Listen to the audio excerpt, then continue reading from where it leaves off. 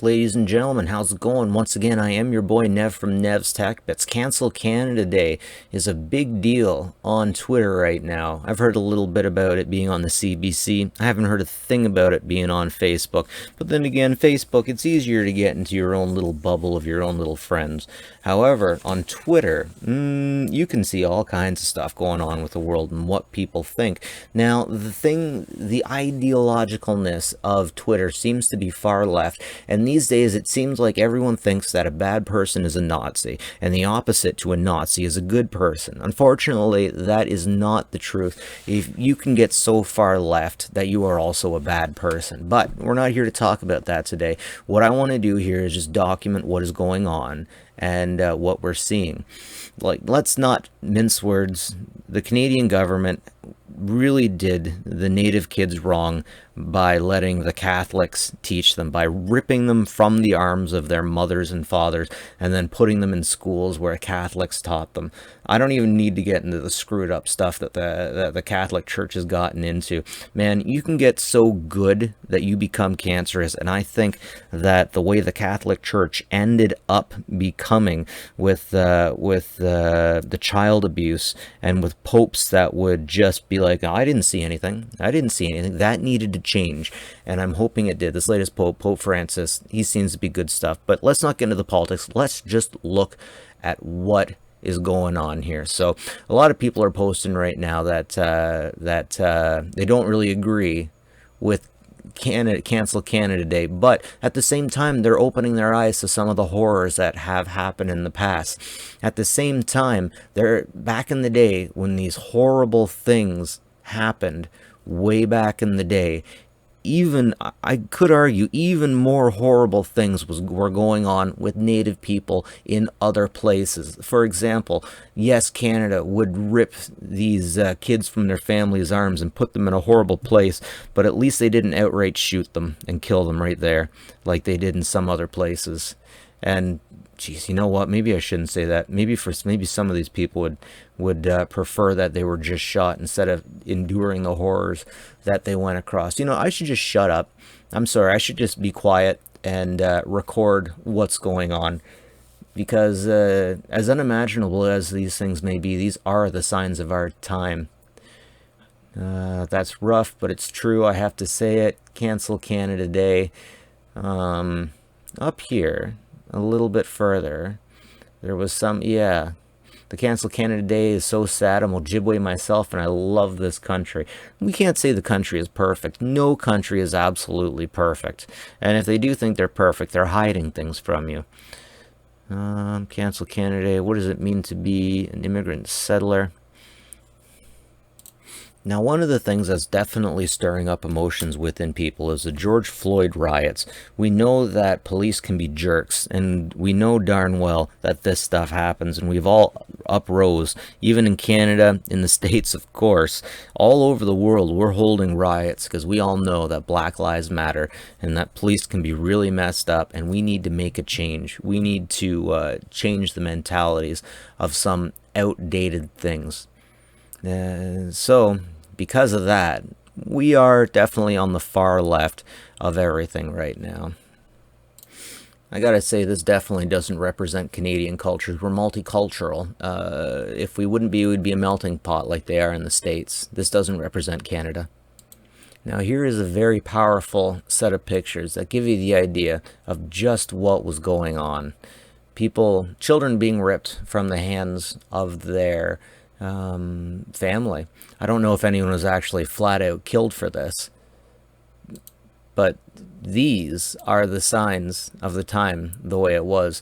So it looks like here what they're doing is giving you an idea of if that happened today, what it would look like, because this definitely looks like the kind of house that I've seen on settlements, whatever they call native areas, where natives own the land and take care of that. But man, knowing what we know now, this is just a chilling picture. Seeing a Roman Catholic pastor with the child. I mean, we make jokes about this stuff all the time. Looking back, yeah, mistakes were definitely made, and this stuff is horrible to see.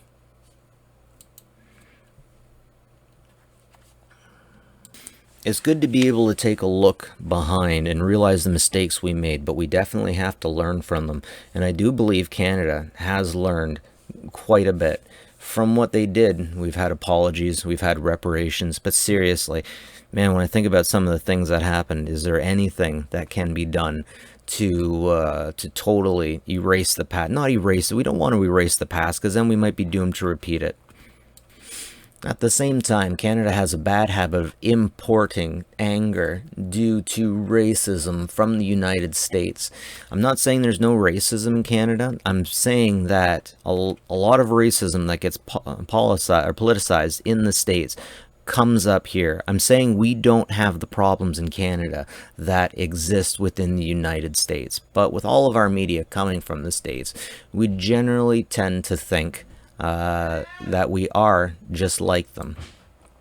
Okay, so I just took some time and got myself educated about more and more of the atrocities, I guess you could call it, within Canada. It's amazing. It's amazing what went on all the way up until the 70s. People were removed from their homes if they were Native and taken into schools and whatnot.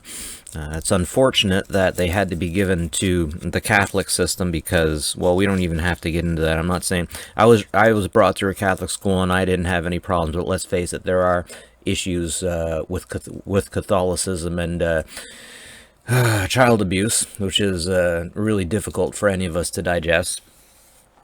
And a lot of messed up things did happen. My dad said that he heard about situations in the 60s when people would adopt, this is the 60s, when people would adopt Native children, and it turns out that their parents, these children were taken from their parents because someone didn't think that the parents were suitable to raise the children. Now, that stuff does happen in every culture, but I have a gut feeling that if we looked more into it, it wouldn't be so cut clean and dry as I would like to think that it is.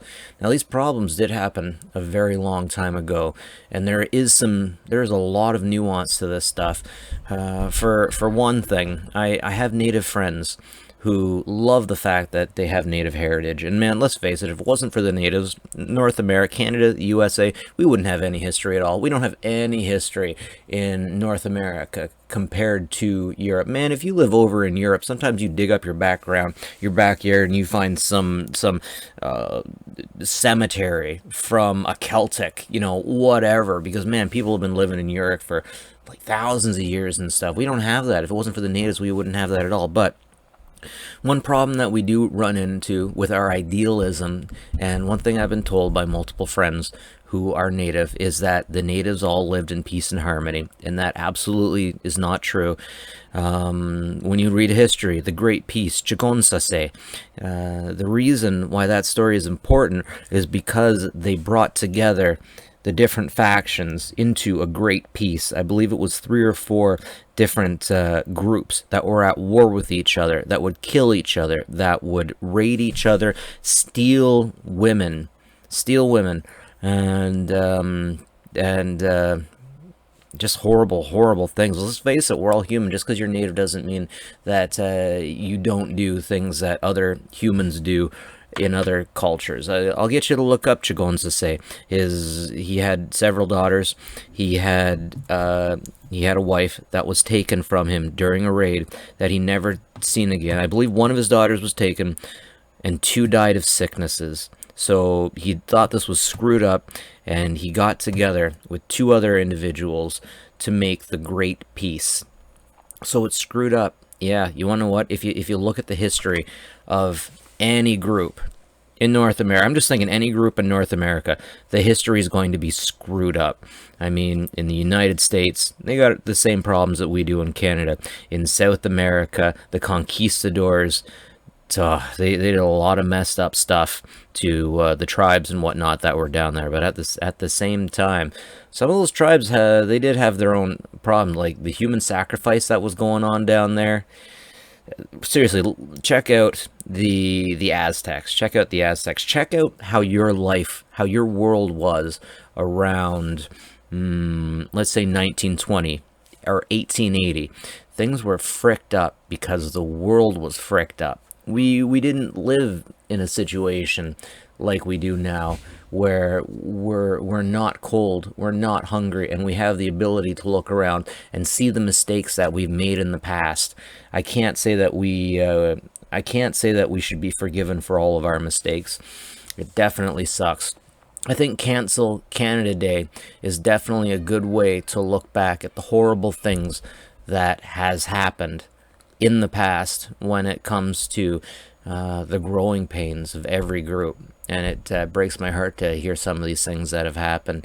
We are definitely at a better place, and I hope that we can work through this. But I don't think, at the same time, I don't think it's proper to say that we should burn all of this down and try to rebuild it, because while the system we have has its problems and there is some unfortunate, could I go as far as to say that there's blood on our hands? We have some unfortunate things. We got a lot going for us, and I like to think that Canada is one of the best cultures, one of the best places in the whole frickin' world. And man, I wouldn't want to move out of Canada and move to anywhere else. Not with our healthcare, not with the other things going on. Of course, we have issues. Like new UN reports, well, they don't like the kind of housing that our Indigenous people are in.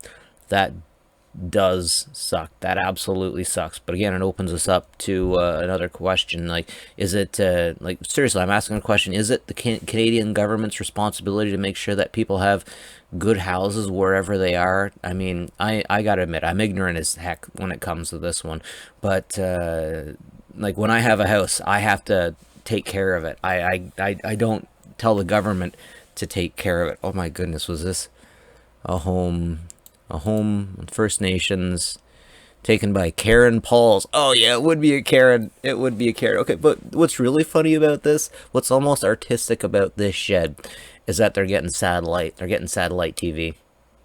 They're getting satellite. They subscribe to satellite TV. Well, I'll be damned. That's interesting. There is so much more nuance to this that I don't understand.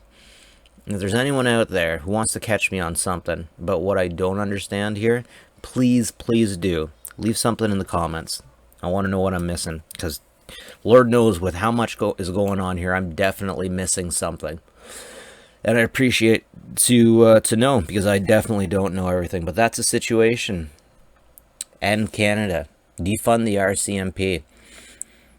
I'd like to say, though, I don't think it's a very good idea to defund the RCMP and stuff like that, because we got something going on here called Chaz in Seattle, and these are the far left trying to do the best they can to make equal rights for everyone. It just got swept up. It's not around anymore because they just took care of it. But the sad part about Chaz being taken down is everyone's sad right now that Chaz is being taken down. Nobody is sad that the reason it's being taken down is security murdered two black children, a 16-year-old and a 14-year-old, in a stolen SUV. They say there were shootings, but I don't see any shells in the vehicle. I don't see any videos of anyone shooting any guns from there. All the windows were up except for the driver's side. No gun was given. Nobody is coming forward saying what happened. No one will give an interview. No one will give any information. And if this really was a perfect place to be, then they would have a perfect reason to shoot these black kids. That hurt to say. That really hurt to say. I regret that I said that. But if this was a utopia, then they would have a good excuse, a good reason. But before they executed one of these kids, they said, "Oh, you're not dead yet, huh?" And this is supposed to be a Marxist, anarcho society where they're burning everything down. Not literally in most cases, where they're taking things down and trying to rebuild them. And in this place that started because of police brutality, they themselves are being more brutal than the police. There was a Japanese reporter that came into Chaz that was there for 15 minutes before he got two black eyes, more or less. Right now, all the protesters, for the most part, are white. Most of the people you see yelling at these cops are going to be white. And they're more worried that Chaz Chop is coming down than they are that 2 black kids got murdered by their security people. They're not demanding to know why. They're not demanding to know why did we kill these people. So 3 black people died within about a week. The Seattle police have killed 1 unarmed black person in 3 years. So CHOP's not doing so good. I'm using this as an example that if we burn down everything and try to redo it, it's not going to automatically be a Marxist utopia, and we have to remember that. What we got now may be a little bit shitty, and it definitely came from shitty situations, but it is a heck of a lot better than many alternatives and the way that many things have played out elsewhere. So, Canada might not be perfect, but I'm saying love it or get the heck out. Anyways, that's it for me. Nev from Nev's Tech Bits. Take care of each other, no matter what color your skin is. Love thy neighbor and all that BS. But seriously, take care of each other. Have a good one, folks. Catch you later.